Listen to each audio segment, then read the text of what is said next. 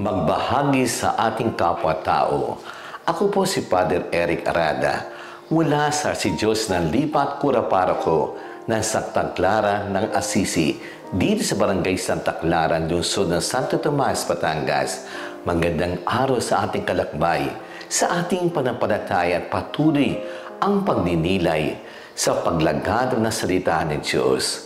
Ngayon po ay pandaigdig araw ng mga lolo at lola, ang lahat naman nakakatanda. At ngayon din po ay linggo ng Misyon Pilipino. Sa ating gospel, ngayon ay pinakita ang kagandang loob ng Diyos at tinuturuan tayo magbahagi. Ito ang kwento ng pagpaparami ng tinapay at isda at napakain ang libo-libo mga tao. Ang una natin mapapansin, ang pagtingin ng dalawang alagad ni Kristo. Si Felipe ay nasindak sa dami ng mga tao at hindi maisip kung paano mapapakain ang lahat. Wala nang magagawa pa sa mga ito, habang si Andres ay nakita niyang may ilang tinapay at isda na galing sa isang bata. Gaya ni Felipe, mayroong mga taong ang pag-iisip ay natatakot sa laki ng hamon ng problema na harap ang ating simbahan.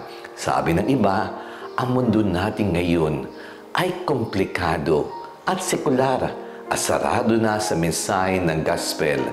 Hindi kayang bigyan ng lunas ang kalagayan ng ating mundo. Sa dami ng gugutom, naghihirap kawalan ng trabaho at tirahan. Paano natin matutugunan ang lahat nito?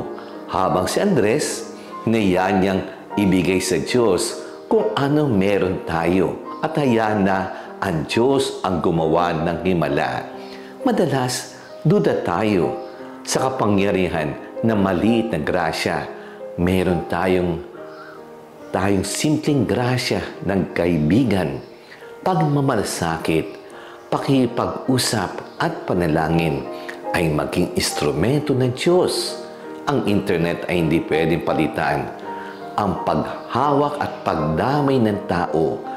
Ang pangalawa ay paggamit ng tinapay na cebada. Pagkain na tinapay na mamahihirap.